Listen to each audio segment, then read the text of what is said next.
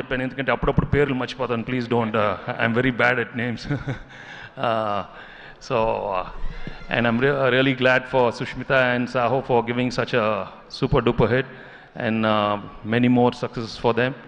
And మనస్ఫూర్తిగా thank the whole media, మిత్రులందరికీ thanks చెప్పుకోవాలి. they've always been encouraging commercial entertainers, and ఈసారి కూడా మీరు ఎంకరేజ్ చేసినందుకు చాలా థ్యాంక్స్.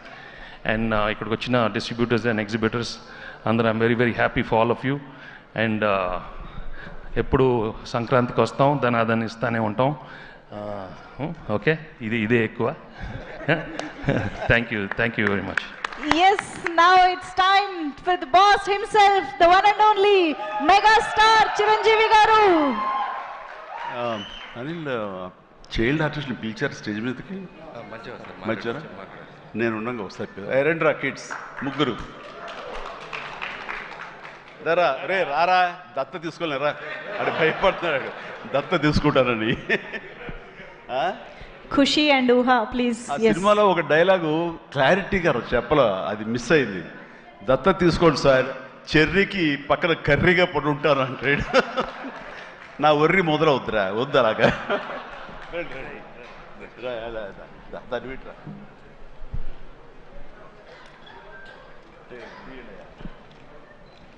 వెల్డన్ నాన్న, చాలా బాగా చేశారు రా, ఎక్సలెంట్ నాన్న. ఓకేరా, రైట్ నాన్న, వెరీ గుడ్.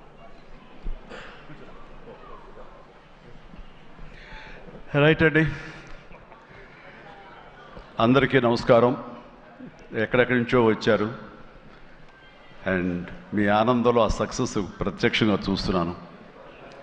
మొట్టమొదటగా ఇంత పెద్ద సక్సెస్ ఇచ్చి గత వైభవాన్ని మళ్ళీ పునరావృతం చేసినటువంటి, మాకు ఇంత ఆనందాన్ని పంచించేటువంటి తెలుగు ప్రేక్షకులు ఈ యావత్ ప్రపంచంలో ఎక్కడ ఉన్నా సరే వారందరికీ మనస్ఫూర్తిగా శిరస్సు వంచి నేను నా ధన్యవాదాలు తెలియజేస్తున్నాను.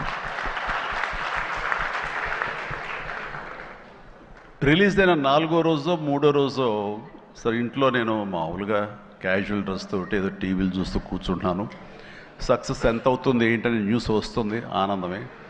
చాలా హుషారుగా సుష్మిత లోపలికి వచ్చేసి, డాడీ వింటున్నావు కదా ఎంత బాగుందో అని అంటే, ఏసమ్మా ఏం డల్గా ఉన్నావేంటి, నీకు అఫ్కోర్స్ నీకు సక్సెస్ మామూలే కదా, 47 ఏళ్ళ బట్టి అనుభవిస్తున్నావు కాబట్టి పెద్ద కొత్త ఏం కాదు, కానీ మాకు మాత్రం చాలా ఎక్సైటింగ్ ఉందంటే, మరమ్మ కూర్చో, నువ్వు చిన్నప్పటి నుంచి అన్నం తింటున్నావు కదా అని, అన్నం ఈవేళ తినమంటే బోరు కొట్టుతుంది నేను తినంటావా? అది అమ్మ వండిందైనా, ఆ తర్వాత భార్య వండిందైనా, ఆ తర్వాత బిడ్డలు మీరు వండిందైనా, ఏదైనా సరే మన అన్నం మన కూరలు జీవితంలో ఎప్పుడు బోరు కొట్టదమ్మా. మళ్ళీ నెక్స్ట్ డే మార్నింగ్ దానికోసం అరులు చూస్తుంటాం, ఇదే ఆకలి అవుతుంది, ఎప్పుడు అన్నం పెడతారా అని ఉంటారు. కాబట్టి అమ్మ అన్నం ఎప్పుడు బోరు కొట్టవమ్మా. అలాంటిది ఆ సక్సెస్ అన్నది కూడా అలాంటిదే నాకు.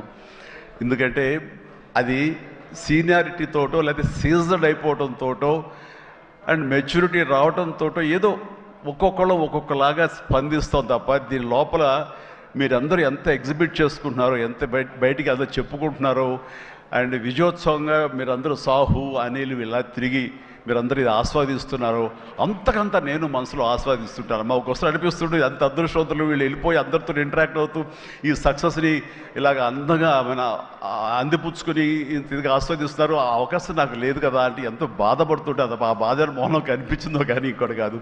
నేను వీళ్ళు మరీ చెప్పాను, మీరు వెళ్ళండి, ప్రజల్లోకి వెళ్ళండి, అది ఆస్వాదించండి, వాళ్ళతో పాటు మీరు ఇంటరాక్ట్ అవ్వండి, ఇచ్చే కిక్ అది వేరే అంతా ఇంత కాదు, అది మరింత ఉత్సాహం మరింత ఓతోగా ఉంటుంది. అది ఫ్యూచర్ సినిమాలకు అది ఫ్యూయల్ లాగా పనిచేస్తుంది. మీకు ఆ ఇంధనాన్ని తీసుకోండి, మళ్ళీ మరింతగా వర్క్ చేయండి అని చెప్పి నేను చెప్తుంటాను.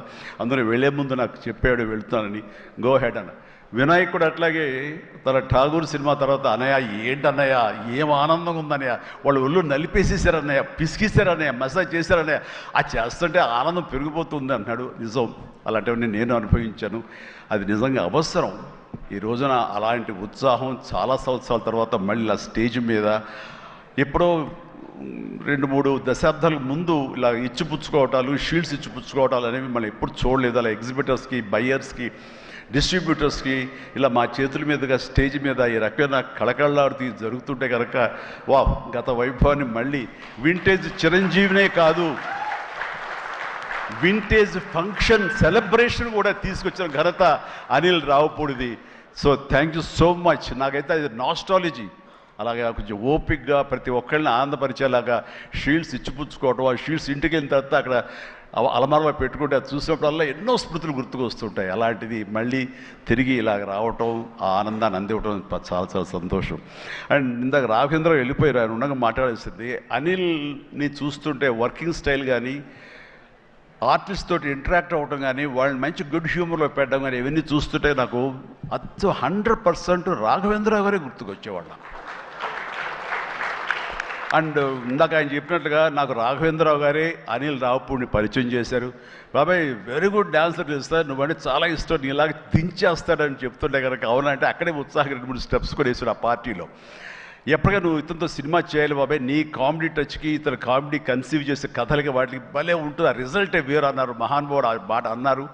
అప్పుడు అందాక అన్నారు కదా, విత్తనం నాటిన అది మా వటవృక్షం అయ్యేంత సక్సెస్ వస్తుందని ఊహించదు అన్నారు. ఆయన మంచి మనసుతోటి, పాజిటివ్ దీంతో, నోట్తోటి ఆ మాట ఆయన అన్నారు. అది ఈ రోజు మనం అందరం చవి చూస్తున్నాం. So thank you so much Raghavendra Rao గారు.